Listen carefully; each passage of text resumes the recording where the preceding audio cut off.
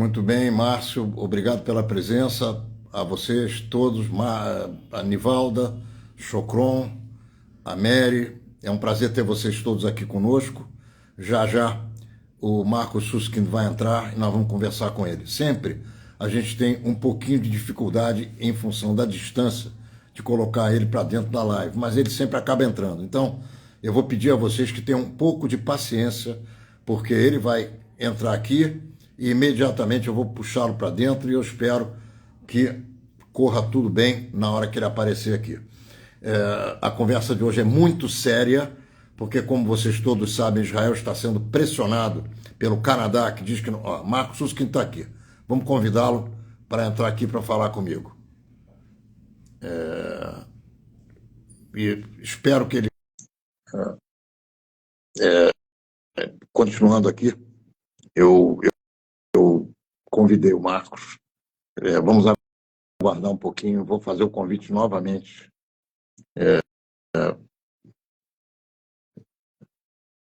Não estou encontrando o Marcos de volta. Vamos ver aqui. Um momentinho, minha gente. Esse negócio aqui é complicado. A gente, às vezes, se atrapalha, mas é preciso ter um pouquinho de paciência só. Marcos, eu vou pedir a você, se você estiver me ouvindo, para entrar de novo. Eu não estou te achando aqui. Por favor. Não estou te achando. Tá? Você pode voltar, Marcos. Está aqui o Marcos. Eu não estou encontrando o Marcos aqui. Tá, agora sim. Vou tentar convidar o Marcos novamente. Espero que ele agora consiga entrar e a gente possa conversar com ele.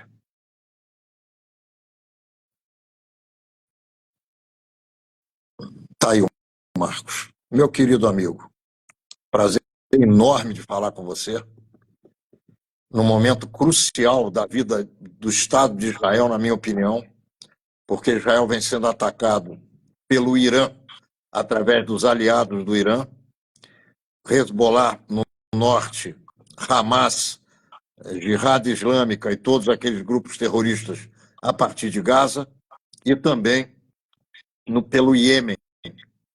Além disso, essa é a minha visão, e você vai dizer o que você pretende dizer. Israel tem um problema gravíssimo, que é a pressão do Canadá, a pressão do Biden e a pressão de países da Europa para que haja um cessar-fogo, e que, no meu entendimento, é um cessar-fogo unilateral, porque o Hamas não aceita o cessar-fogo. Eu não sei se o Hamas não aceita o cessar-fogo, esses países estão querendo exatamente o quê de Israel? Que Israel saia com uma mão na frente e outra atrás de Gaza, deixando os terroristas impunes, jogando foguetes contra Israel, não entregando os reféns, que, na minha modesta visão, pouquíssimos estarão vivos até o momento. E eu quero dizer a você, Marco, que é um prazer enorme conversar contigo.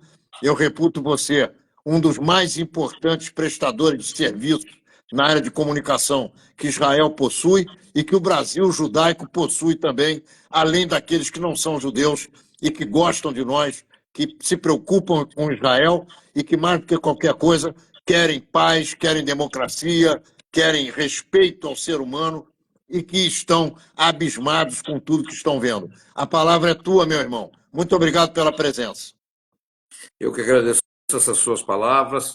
Meu trabalho é um trabalho voluntário, não faço parte de nenhuma organização, falo apenas em meu nome, e isso é importante ser ressaltado, para que não pareça que eu tenho algum tipo de apoio ou união com algum grupo, seja ele político, religioso, ou seja lá o que for. Eu falo só em meu nome. Eu gostaria de começar essa conversa complementando o que você falou. Você mencionou os inimigos de Israel, que são cabeças de lança iranianos. Você mencionou o Hezbollah no Líbano, mencionou a Jihad Islâmica e o Hamas na nossa fronteira oeste. Você mencionou os Houthis bem longe da gente, lá no Iêmen. Faltou mencionar, infelizmente, mas o público precisa saber, que há cabeças de lança iranianos também na Síria e no Iraque. Então, infelizmente, não faltam grupos que agem em nome do Irã, prevenindo um ataque direto ao Irã. No entanto, o Irã vem pensando e vem falando que atacará Israel. Depois da morte dos dois generais das forças iranianas na Síria e de mais 5 outros membros da Guarda Revolucionária, o Irã jurou vingança e vem repetindo isso muitas vezes. A situação é tal que, até agora, voavam para o Irã, companhias aéreas que voavam para o Irã eram só as companhias de países aqui do Oriente Médio, as companhias de aeronáutica da Turquia, e do mundo ocidental só 2 companhias voavam para o Irã. Eram a Lufthansa e a Austrian Airways, as 2 pertencentes ao mesmo grupo. As 2 anunciaram ontem a suspensão dos voos para o Irã, pelo menos até o dia 13, mas não garantiram que voltarão no dia 14. Eles virão a informar no final do dia 13 se continuarão sem voar ou se voltam a voar. Agora, só então... para ficar claro, desculpe te perguntar isso. Não é desculpe te perguntar, desculpe te interromper, mas é preciso. Eles alegaram o quê para não voarem mais ao Irã? Que é o mais importante da história. Na verdade, não foi que eles alegaram. A agência noticiosa iraniana escreveu que o Irã estaria estudando o fechamento do espaço aéreo do Irã. Isso foi repercutido imediatamente na mídia inglesa e na mídia em alguns outros países europeus, mas mais com ênfase na mídia inglesa. Poucos minutos depois de que isso repercutiu na mídia inglesa, a agência noticiosa iraniana retirou do ar a mensagem, mas foi essa mensagem de um órgão de governo iraniano que levou a Lufthansa e a Austrian Airways a tomarem a decisão que tomaram de suspender os voos para o Irã. Muito bem. E como é que você está vendo, meu querido amigo, essa situação que Israel está enfrentando, e não é nova, mas com conotações terríveis, porque nunca na história da nossa existência moderna, como país livre e democrático, que é o Estado judeu, e que mesmo que eu seja cidadão brasileiro, eu considero Israel no meu coração, eu te pergunto, qual é hoje o teu sentimento sobre segurança com os amigos que nós temos, tipo Biden e Trudeau, e os inimigos que nós temos, tipo Hamas, Hezbollah e o nosso Irã? Na verdade, eu acho que o nosso governo atual, infelizmente, fez alguns erros de relacionamento diplomático, principalmente com os Estados Unidos. Um embate entre Bibi Netanyahu e Biden, que começou já com a posse de Bibi Netanyahu. Biden não convidou, é a primeira vez que um primeiro-ministro israelense não é convidado no primeiro mês, quando um novo presidente americano assume. Biden não convidou o Bibi. Bibi retaliou, proibindo que ministros e membros do governo dele visitassem os Estados Unidos de forma oficial e se reunissem com líderes do governo norte-americano. Isso levou a um embate nada positivo, que tem reflexos até agora.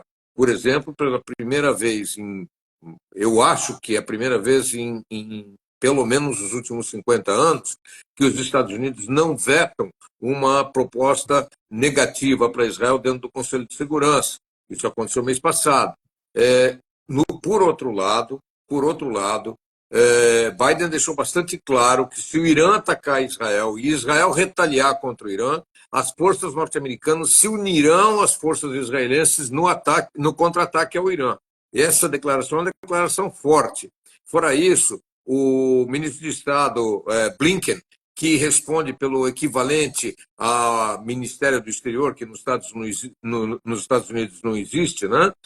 A pasta do Blinken, ele telefonou pessoalmente hoje para a Turquia, China e Arábia Saudita, dizendo de que eles devem levar... perdão, esqueci de falar o Catar também, que eles devem levar uma mensagem ao Irã de que um ataque a Israel poderá ter consequências catastróficas para o Irã e para todo o Oriente Médio. Esse é essa é uma ação não muito comum para um líder de governo norte-americano ligar no mesmo dia para 4 países, sendo que 2 deles são potências. A China é uma potência mundial, a Arábia Saudita é uma potência regional.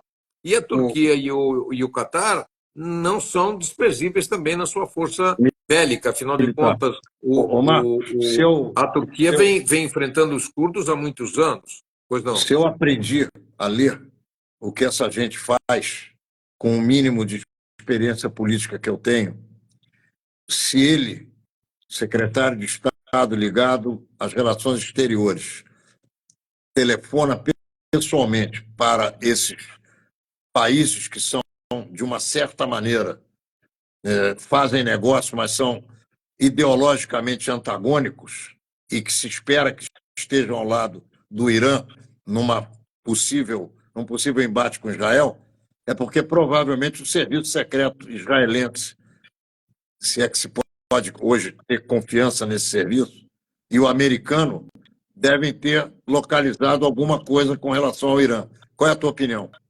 Não tem dúvida. O Irã não está escondendo em nenhum momento de que ele vai se vingar da morte dos 2 generais e dos outros 5 membros da Força Revolucionária Iraniana.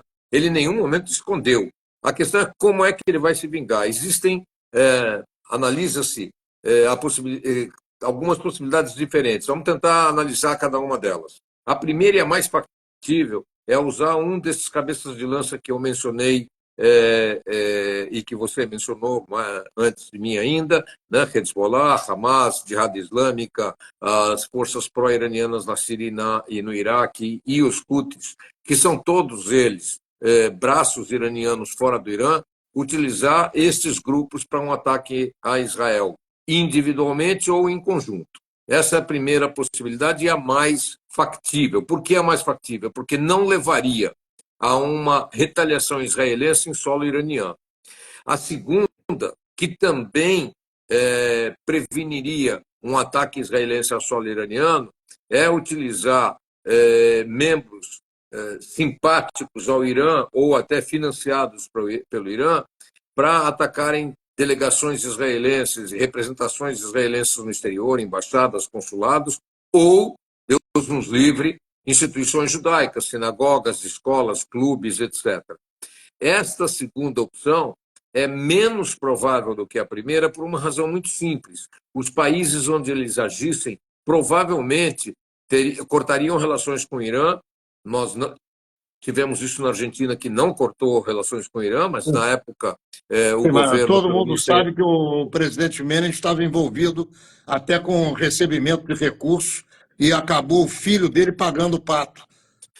Obviamente, com o helicóptero do filho do presidente caindo, não caiu à toa. A gente conhece aqui no Brasil, quando os aviões que levam autoridades sucumbem, é porque algum interesse político existe.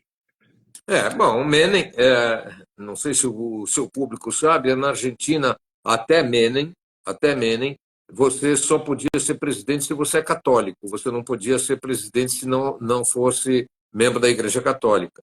Menem, que era muçulmano, inclusive se casou com uma muçulmana na Síria, ele se converteu ao cristianismo para poder ser presidente da Argentina. Hoje essa lei já não está em vigor mais na Argentina, mas até então, quer dizer, a conversão do Menem, na minha opinião, ao cristianismo foi uma conversão de oportunidade para poder disputar o cargo de presidente da República. Mas eu queria voltar ao nosso assunto.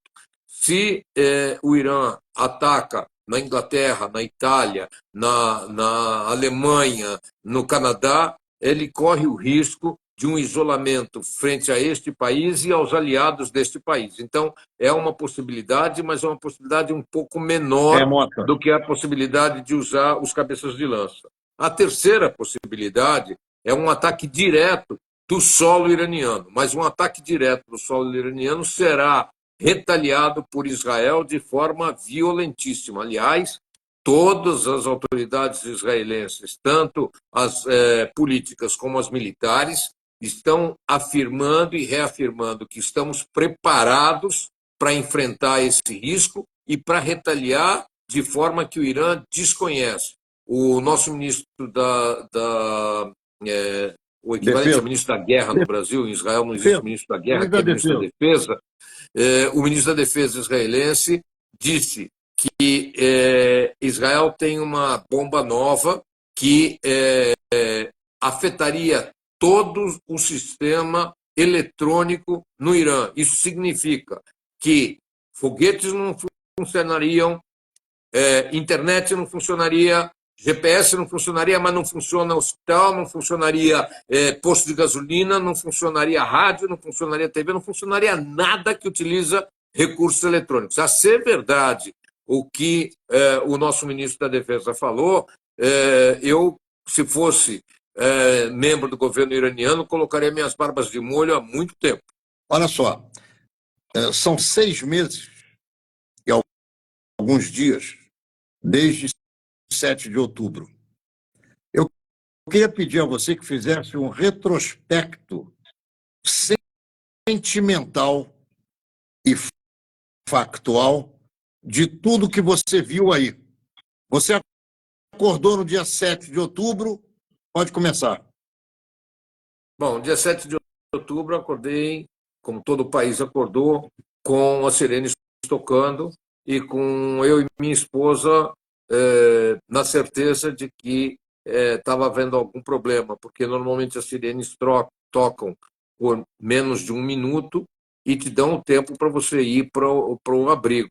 As sirenes não paravam de tocar, as sirenes continuavam. Eu estou vendo que alguém está perguntando se tem problema com o áudio. Não, eu tenho... esquece as pessoas que estão perguntando, Okay. Senão você não desenvolve o teu raciocínio. Infelizmente, eu peço desculpas. Vamos embora. Ok. Então, nós achamos, como muita gente no país achou, que era um disparo acidental ou um defeito do sistema de alarme. Mas nós não podemos nos esquecer que nos primeiros minutos foram disparados 5.000 mísseis contra Israel. Eles começaram essa operação com o disparo de 5.000 mísseis contra Israel. Assim nós entramos nessa questão. Infelizmente, nós tivemos, no primeiro momento, 1.260, se não me engano, o número é esse, assassinados das formas mais brutais, mais bárbaras possíveis, desde queimar famílias inteiras, queimá-las vivas, famílias inteiras, até fuzilamento, enforcamento, assar criança em forno, bebês assados dentro do forno da casa da família, fetos retirados da barriga da mãe e estrangulados, bebês degolados nos seus berços, principalmente nos kibbutzim Niroz, Beeri e outros kibbutzim ali naquela região da fronteira de Gaza, decapitaram bebês e colocaram as cabecinhas sobre as suas barrigas e transmitiram muitas dessas coisas por celular, inclusive pegando o celular das pessoas que estavam sendo seviciadas e transmitido diretamente aos familiares pelo celular, quer dizer, pegavam o celular de uma moça e transmitiam o estupro dela para os pais dela, ou transmitiam o assassinato do marido dela para os pais dela. Coisas desse estilo de uma barbaridade absolutamente incrível. E é inacreditável como a simpatia mundial para Israel, que ocorreu nas primeiras horas, tão rapidamente se transformou numa crítica a Israel e num apoio ao Hamas em tantos países do mundo. Israel em nenhum momento pensou em invadir Gaza, Israel em nenhum momento tinha no seu arquivo de opções uma invasão ou uma guerra contra Gaza. Israel reagiu a um ataque brutal, genocida, e foi isso que aconteceu.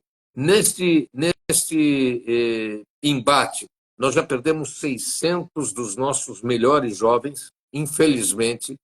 Nessa guerra caíram 600 dos nossos melhores jovens. Nessa guerra nós tivemos um reflexo econômico no país inacreditável. Num primeiro momento nós chegamos a ter 220 mil israelenses, que é Não esqueçamos que a população de Israel inteira é menor do que a população de São Paulo. Então, imagina 220 mil pessoas terem que sair das suas casas porque estão sob ataque e terem que viver ou em hotéis ou em acampamentos. É uma coisa inacreditável. Ainda hoje, nós temos entre 60 e 80 mil israelenses fora das suas casas, morando em hotéis, morando em condições com os pais, com familiares, sem poder voltar às suas residências. Agora, para quem está ouvindo, ele está pensando, puxa vida, o cara não pode voltar para sua casa. Mas não é só para sua casa que ele não pode voltar. Se ele era dono de uma papelaria, a papelaria dele está fechada e ele não está conseguindo recursos. Se ele era dono de um açougue, se ele era funcionário de um restaurante, se ele era motorista de caminhão de alguma empresa que está fechada, todas essas pessoas perderam seus ganha-pão. Então, não perderam só sua casa, perderam seu ganha-pão, perderam suas empresas, perderam até as crianças perderam escola, ou seja, o impacto no país é muito, muito, muito grande. É muito grande, Ronaldo. Em que pé nós estamos hoje? Como que é? Em que pé nós estamos hoje? Hoje, nós estamos numa situação em que o exército israelense saiu da faixa de Gaza com praticamente quase toda a sua força, só ficou um grupo do exército israelense, um pelotão dentro da faixa de Gaza, da Nahal, controlando os movimentos de Khan Yunis e ao sul de Khan Yunis para o norte. Israel está eventualmente fazendo uma ou outra ação retaliatória dentro de Gaza, mas a invasão a Rafah não ocorreu. E nós imaginamos que o Hamas, né, no Brasil e no mundo inteiro, falam em negociações entre Israel e o Hamas para a volta dos nossos sequestrados, mas eu acho que a palavra negociações está errada. Nós estamos sofrendo uma chantagem. A última chantagem com a qual Israel, inclusive, concordou, porque a vida humana aqui é muito, muito respeitada, era a entrega de 40 reféns nossos em troca de 900 terroristas nas prisões israelenses, dos quais 100 condenados a prisões muito longas por atos violentíssimos, como explosões em ônibus ou assassinato a sangue frio, etc. Israel concordou com isso e o Hamas ainda não deu a palavra final deles de que, então, tudo bem, vamos fazer esse acordo. Acredita-se que, na cabeça do Sinwar, que é o líder do Hamas na faixa de Gaza, está o seguinte: o Irã está prometendo retaliar contra Israel. Se Israel responder a um ataque iraniano, é possível que ocorra uma união das forças árabes contra Israel. O Sinwar está contando com uma união, ele está pedindo essa união desde o primeiro dia, mas não conseguiu, só o Hezbollah e os Houthis aderiram. Ele está esperando que governos também adiram, mas isso não ocorreu até agora. Então, a expectativa, imagina-se que ele não está respondendo a essa tentativa de negociação, exatamente esperando que um eventual ataque iminente do Irã contra Israel consiga unir o mundo árabe contra Israel. Agora, olha só, eu não consigo, tem coisas que eu não consigo entender. Eu não sou muito inteligente e, às vezes, eu me perco atrapalhado com certas questões. Alguém manda Israel sair de Gaza para fazer um acordo com o Hamas. Israel faz uma proposta e o Hamas não responde. Eu vou fazer uma colocação, eu não consigo entender isso.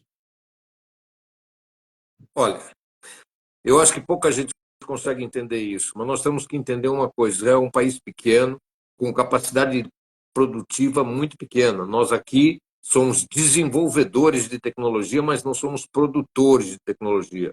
Nós desenvolvemos, por exemplo, canhões, mas esses canhões são produzidos em outros lugares. Nós desenvolvemos aqui o Waze, mas o Waze acaba sendo vendido para por exemplo, para Intel, ou para Google, ou enfim, nós desenvolvemos produtos aqui que são vendidos porque o mercado interno é muito pequeno, não é um Brasil. Sim. Nós temos, como eu disse, uma população menor do que a cidade de São Paulo. Então, o que acontece? Nós dependemos de fornecimento, principalmente de munição, de outros países. E Isso tudo se é a gente não claro. E aí a acatar o que esses chantagem, países. olha só, Oi? a chantagem tem cabimento, por causa de tudo isso que você está falando. A chantagem pega. Quando você joga na parede e cola, a gente chama que colou. A chantagem cola porque Israel precisa. Eu não tenho a menor dúvida disso. O que eu não compreendo é em nome de quem que essas forças estão pedindo cessar-fogo e acordo, na medida em que o outro lado não quer acordo nenhum, não fala nada, não responde. Eu não consegui entender isso. Não é acordo, é chantagem. Mas em nome do que? É simples. Por exemplo, vamos pegar o exemplo norte-americano. Nos Estados Unidos, nós temos eleições à vista. No final desse ano, tem eleições. Biden está atrás do Trump nessa corrida. Biden manda hoje na política norte-americana como presidente. Uma das formas de conseguir apoio popular é ir àquilo que a população demanda. Nós temos uma população muçulmana imensa nos Estados Unidos, imensa. Todo mundo fala na população judaica, mas a população muçulmana é maior do que a população judaica. Em estados chaves, por exemplo, em Michigan, a proporção do voto islâmico é esmagadora. Perder em Michigan significa perder muitos votos no colégio eleitoral. Então, Biden tem que, de alguma forma, conseguir esses votos. Um outro grupo muito importante é o grupo com menos de 25 anos. Essa molecada que está nas faculdades é extremamente influenciada pela propaganda islâmica, principalmente levando em consideração que países islâmicos são os grandes doadores das grandes universidades, Penn University, Harvard, Berkeley, MIT, recebem fundos imensos de governos árabes. E não por acaso, esses acabam sendo também centros de repercussão pró-palestinos. Não é por acaso isso. Tá, eu Sim. entendi agora. Eu não tinha percebido essas questões que você levantou aí. Eu te agradeço e acredito que muita gente também aproveitou essas suas explicações. Me conta aqui o seguinte. Mas deixa eu complementar. Nós falamos dos Estados Unidos, mas isso vale também para a França, isso vale para o Canadá, isso vale para a Espanha, ok? Eu acabo de voltar da Espanha semana passada. Você anda nas ruas de Madrid e é inacreditável a quantidade de mulheres com chador nas ruas. Nós entramos numa loja chamada Primark, que é uma das grandes redes europeias. Nós entramos na Primark da Rambla. Minha mulher queria comprar uma linha de mão que a nossa quebrou. Dentro da Primark, eu acredito que de cada três mulheres, duas estavam de véu. Duas de cada três mulheres dentro da Primark em Madrid, na Rambla. Isso muito bem. Explica alguma coisa? Essa gente vota. Essa gente vota. Político depende de voto. Ô Marcos, como é que as coisas estão na sociedade israelense hoje?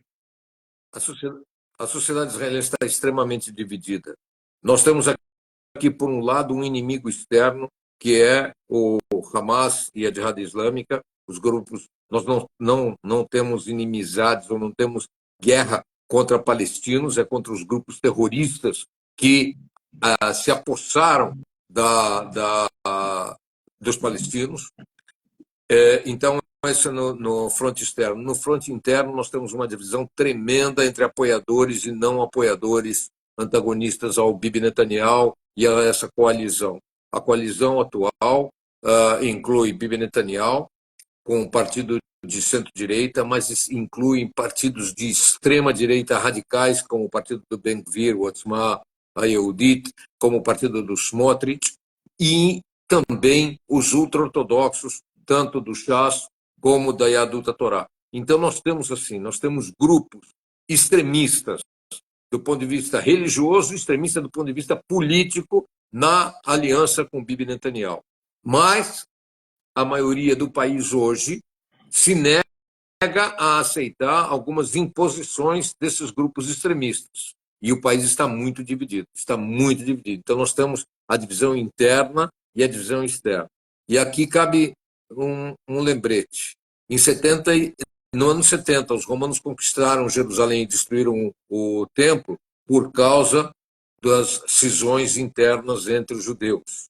Todas as crises que o povo judeu enfrentou do ano 70 em diante foram em razão de divisões internas e não consequência do inimigo externo.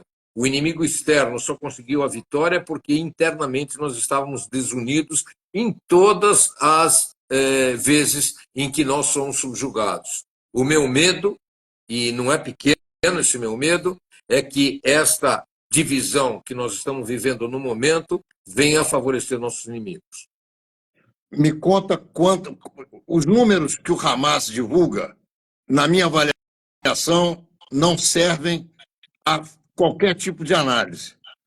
E eu pergunto, o exército de Israel, o governo de Israel informa ao povo quantas pessoas em Gaza acabaram perdendo a vida, além dos 600 soldados israelenses.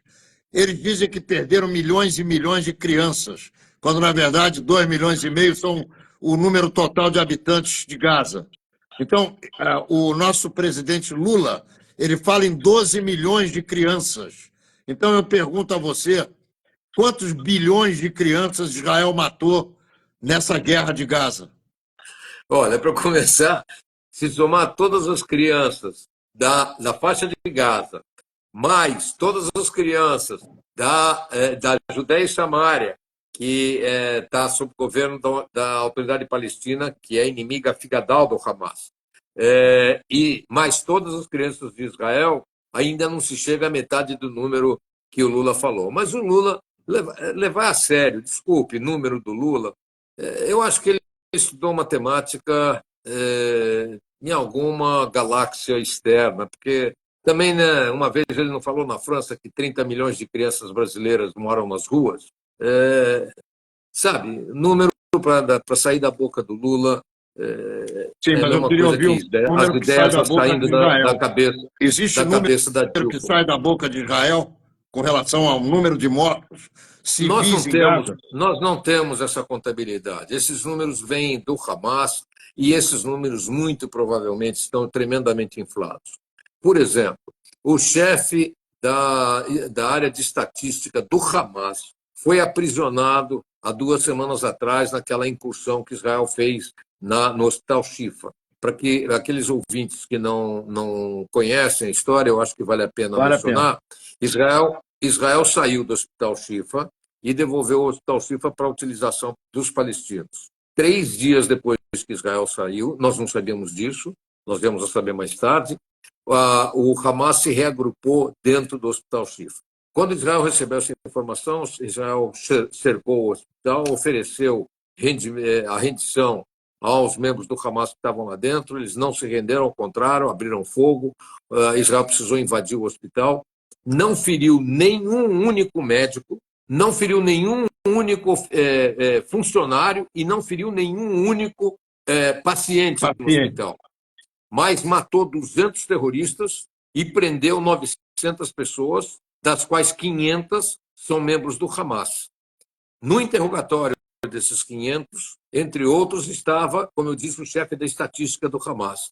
E ele declarou claramente que no ataque que acabou sendo atribuído a Israel, e que teria matado 500 palestinos, o ataque foi da Jihad Islâmica e morreram 18 palestinos. Isso ele falou no interrogatório dele essa semana. Aliás, foi divulgado, eu imagino que no Brasil também, porque eu vi na CNN, eu vi na BBC, eu vi na Sky News, provavelmente foi divulgado também no Brasil. Enfim, os números não são corretos. Israel estima que matou 12 mil membros da força militar do Hamas. 12 mil membros da força militar do Hamas. O Hamas tem 30 mil guerrilheiros, 30 mil terroristas. 12 mil foram eliminados até agora na faixa de Gaza. Fora esses 12 mil, claro que morreram civis Infelizmente, na guerra morrem civis, tanto lá como aqui. Existe uma diferença, é que em Israel a vida humana é muito respeitada. Todas as casas, inclusive a minha, têm um abrigo antibombas, um abrigo antiaéreo. Meu prédio, se ele for bombardeado, o prédio inteiro cai, mas a coluna onde está o abrigo fica em pé. Então, todos nós temos nas nossas casas abrigos. Todo supermercado, toda loja, todo shopping tem abrigo antibombas. Eles não têm. Então, enquanto nós podemos nos defender, a população civil, infelizmente a população civil deles não pode se defender. Para o Hamas, a morte dos civis é interessante porque eles utilizam como arma de propaganda anti-israelense, e aí saem milhares de pessoas nas ruas levantando bandeiras palestinas e gritando contra Israel. É interessante que as mesmas pessoas que gritam contra a morte de 2, 3 ou 5 mil palestinos, infelizmente cada morte é uma morte e é sofrida para a família, não há dúvida, mas ninguém saiu gritando sobre 500 mil mortos na Síria. Ninguém saiu gritando e carregando bandeira de 400 mil mortos na guerra civil do Iêmen, que está ocorrendo nesse momento. Ninguém saiu gritando sobre a morte de 120 mil crianças, segundo a ONU, não é segundo eu. Segundo a ONU, 120 mil crianças que morreram de fome no Iêmen por causa da guerra. Ninguém saiu para as ruas, mas saem para as ruas porque 2 mil, 3 mil palestinos que morreram, Deus me livre.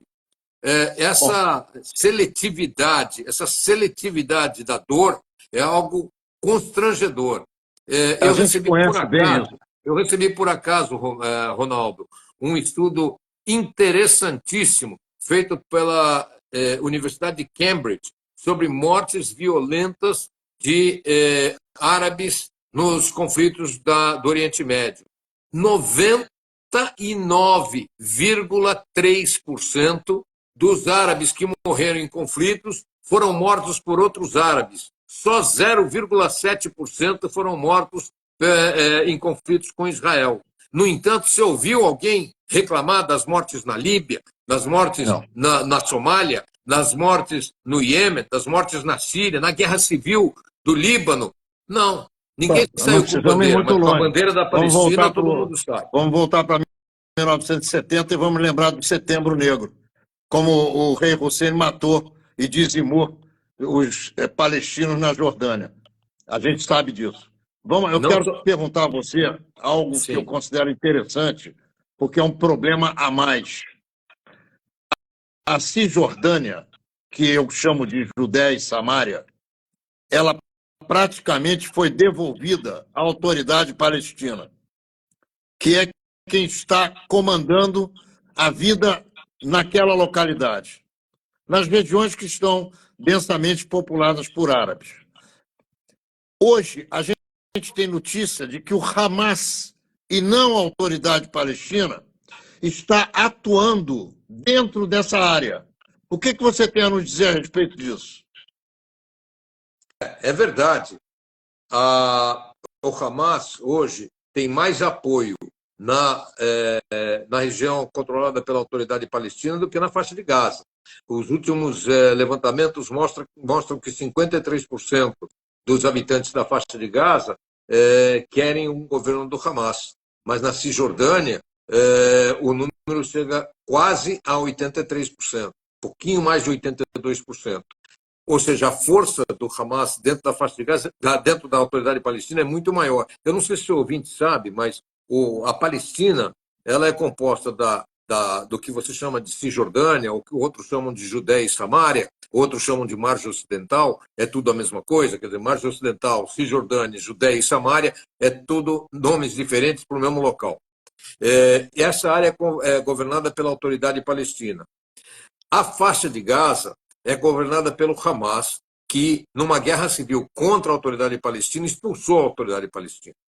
Acontece que, na margem ocidental controlada pela autoridade palestina, há uma insatisfação muito grande com o governo, a quem eles veem como extremamente corrupto, mas extremamente corrupto. O Hamas utiliza essa insatisfação da população contra a corrupção existente lá para somar à corrupção a alegação de que eles são colaboradores do Estado de Israel, ou seja, que eles, além de corruptos, ainda são traidores da causa palestina. E essa mensagem recebe um eco muito grande dentro da faixa de Gaza em função da corrupção. Perdão, na faixa de Gaza não, na autoridade palestina, por causa dessa corrupção. Na faixa de Gaza, que já é governada pelo Hamas, a posição é exatamente o contrário.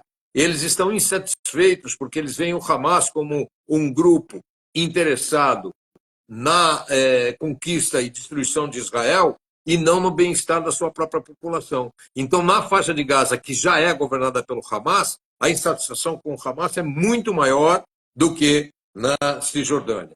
Agora, qual é a consequência disso? A consequência disso é que em algumas cidades, como Jenin, Tulkarem, em algumas com menor ênfase em Hebron, o que a gente vê é que grupos pró-Hamas acabam se voluntariando para ações terroristas e causando ações terroristas. Tá? Isso, no final das contas, prejudica a própria população palestina do local, porque diminui a oportunidade de trabalho para pessoas dessas áreas virem trabalhar em Israel. Não nos esqueçamos que o salário mínimo em Israel é 3,5 vezes maior do que o salário mínimo dentro da autoridade palestina. Então, não tem nenhuma dúvida por que o profissional na autoridade palestina prefere vir trabalhar em Israel.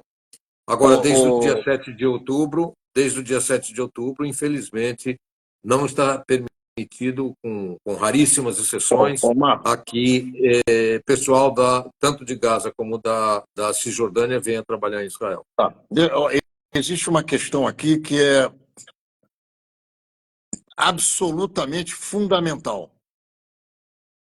Como é que 3.000 homens armados até os dentes entraram em Israel e o governo não caiu e o ministro não caiu e você me disse hoje que o chefe do Mossad saiu, o ex-chefe saiu hoje, parece, ontem, esses dias. Como é que esses caras se sustentam no poder depois de uma cagada desse tamanho, meu amigo? Bom, em primeiro lugar, porque durante a guerra, uma grande parte da população israelense acha que não tem que fazer mudanças estruturais durante a guerra. Mas eu não sei se toda, mas a esmagadora maioria acha que toda essa liderança tem que cair fora, seja do Mossad, seja do Shabak, seja do governo, todos eles terão que pagar pela dormida no ponto. Excesso de confiança, falta de atenção ao que os soldados nos níveis inferiores vinham falando, e esse pessoal vai cair. Mas durante a guerra não é a hora de trocar. Isso a grande maioria de Israel pensa assim. Eu, particularmente, trocaria o Bibi Netanyahu hoje, não amanhã, ainda hoje. Aqui em Israel já são quase meia-noite, eu não esperaria nem o relógio da meia-noite. Mas, infelizmente, a coligação de governo, são 64 parlamentares, segura o atual governo. Nós precisaríamos de quatro dos parlamentares votarem contra o governo cairia. Eu quero deixar você agora livre para dizer tudo aquilo que você quiser, além do que eu te perguntei, ou que você acha que é importante repetir. A palavra é sua. A primeira coisa que eu quero repetir, eu falei no começo, as negociações com o Hamas não se tratam de acordos políticos ou militares, se tratam de pura e mera chantagem. Essa é a primeira coisa que é preciso saber. A segunda coisa que é preciso saber é que a população palestina, pelo menos dentro da faixa de Gaza, está sendo penalizada não por Israel, mas pelo Hamas. Israel já disse e repetiu, não dá nem para contar mais o número de vezes, que a guerra e a ação em Gaza terminaria com 3 situações. A primeira é Hamas depositar suas armas. Segunda, devolver os nossos reféns. Terceira, Sinwar, Mohammad Daesh, Ismail Haniyeh, enfim, os 7, 8 líderes se entregarem para julgamento internacional. Nenhuma das 3 condições foi aceita. Num determinado momento, Israel também aceitou que a mera devolução dos reféns daria um espaço de 6 meses para negociação, sem ataques. Também isso não foi aceito. O máximo que eles aceitaram, em tese, foi devolver 40 prisioneiros vivos. Agora, aqui eu quero falar uma coisa para todo mundo que está nos ouvindo. Todo mundo que está nos ouvindo, por favor, pense nisso. Imagine que o Comando Vermelho no Rio de Janeiro ou o PCC em São Paulo sequestra o seu pai, ou seu irmão, ou sua esposa, ou seu filho. Sequestra também do seu vizinho, de outro sujeito no outro bairro e tal. Levou 10 caras e fala: eu só devolvo essas 10 pessoas se você soltar membros do PCC que mataram, assassinaram, roubaram, etc. Tripudiaram. Se você não libertar esses membros do PCC e do Comando Vermelho, eu não solto o seu filho, eu não solto o seu pai. É exatamente o que o Hamas fez. Pegou pessoas inocentes, pessoas que estavam em suas casas, alguns estavam comemorando, por exemplo, aniversário de casamento, outros estavam comemorando a festa de Simchat Torah, que era naquele sábado, e levou-os como reféns. Diversos deles já foram assassinados. Um dos assassinados o corpo foi trazido agora para Israel, semana retrasada, e não os entrega. Eles não são militares, eles não estavam em situação de guerra, a maioria estava num festival de música comandado por um brasileiro, tá?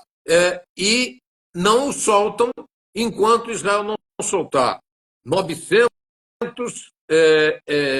terroristas em troca de 40, não de todos os sequestrados, só de 40. Sair da faixa de Gaza e permitir o retorno do governo do Hamas na área norte da faixa de Gaza, onde eles foram erradicados. Pergunto, você aceitaria essas condições se fosse na sua casa? Ô Marcos, eu quero te responder a isso. Você se incomoda? Não, de jeito nenhum.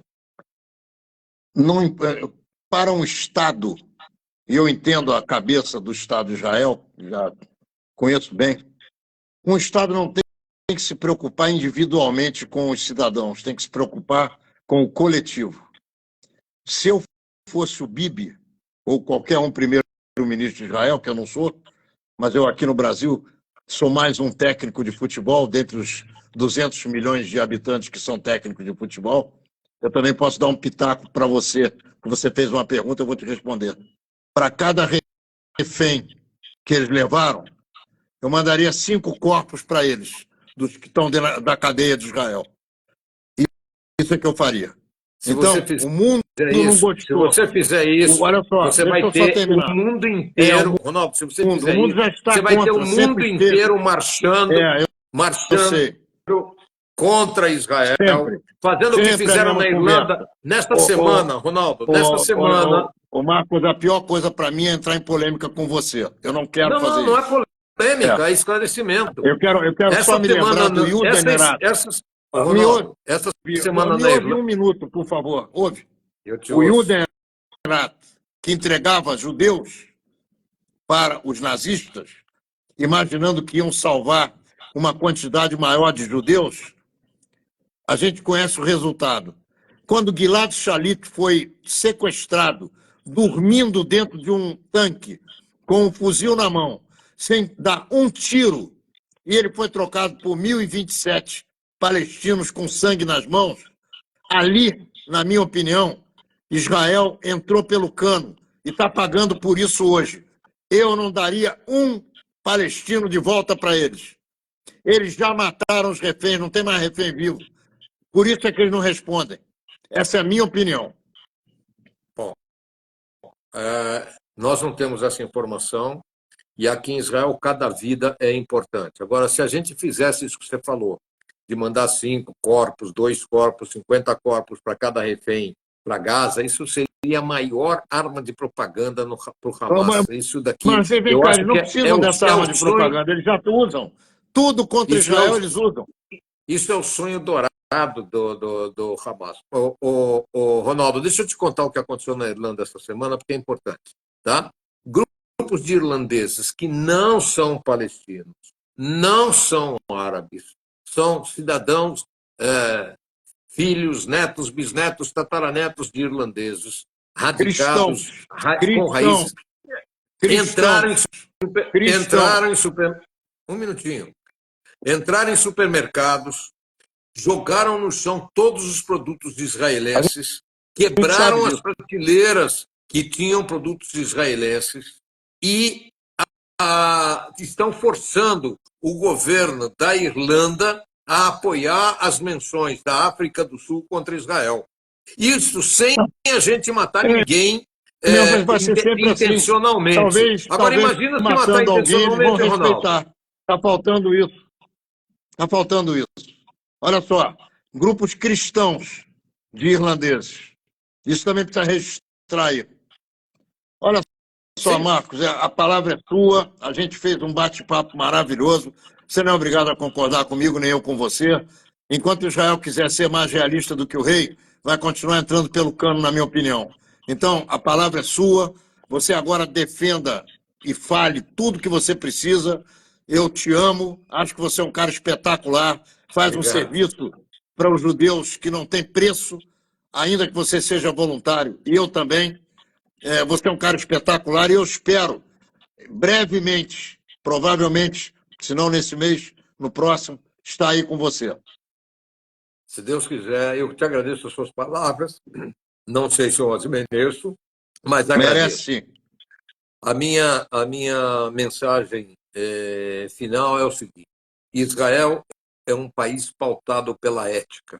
Ele é um país pautado pelas normas judaicas de ética, de respeito, etc. A vida humana para nós tem um valor absolutamente primordial. Israel não vai abandonar nenhum dos reféns se tiver ainda um vivo. Um entre os 136, 134 que estão lá, nós vamos atrás desse um.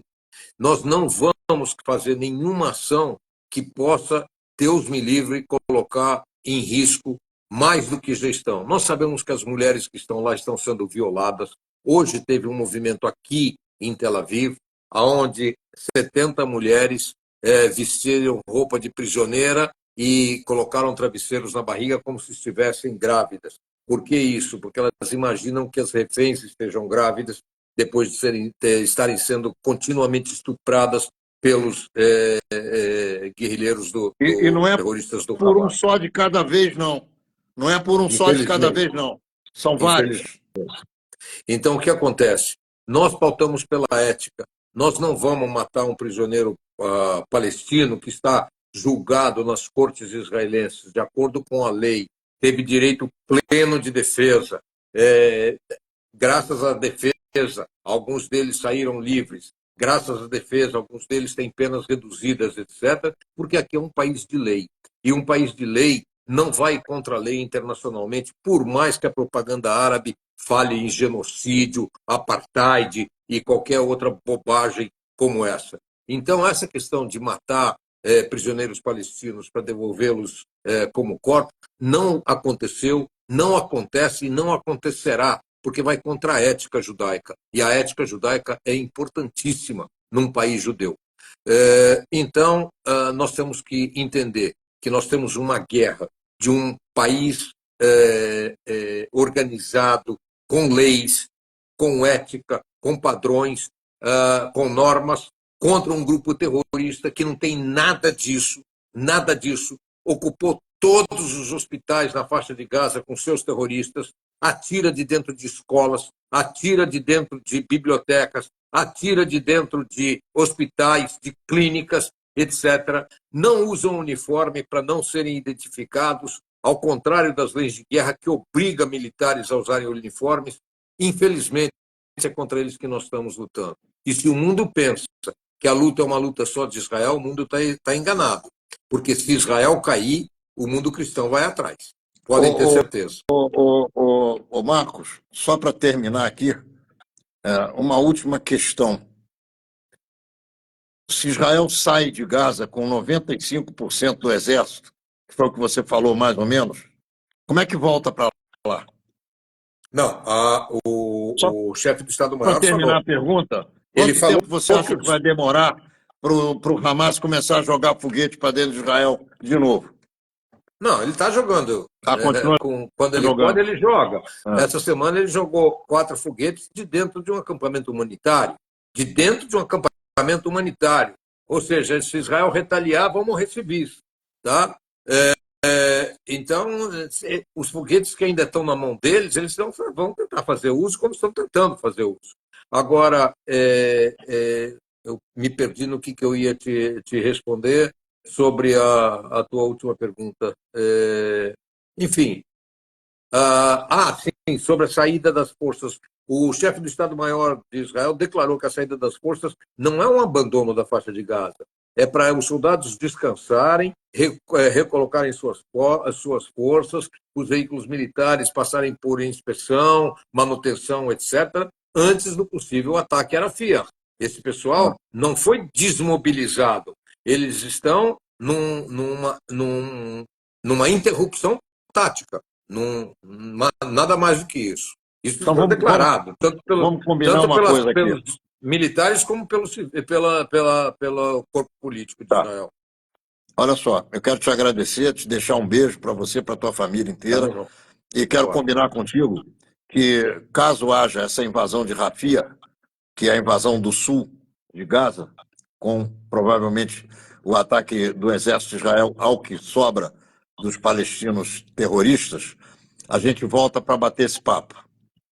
Se Deus quiser. A Rafah ainda tem 6 pelotões do Hamas, os últimos 6, e é importante destruí-los. Eu quero agradecer a você, Ronaldo, a oportunidade, quero agradecer esse montão de gente que eu estou vendo aderindo a esse nosso bate-papo.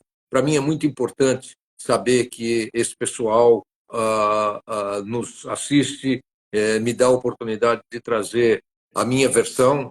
Não é uma versão oficial, mas é a minha versão. E eu vejo alguns aí dizendo que querem vir para Israel.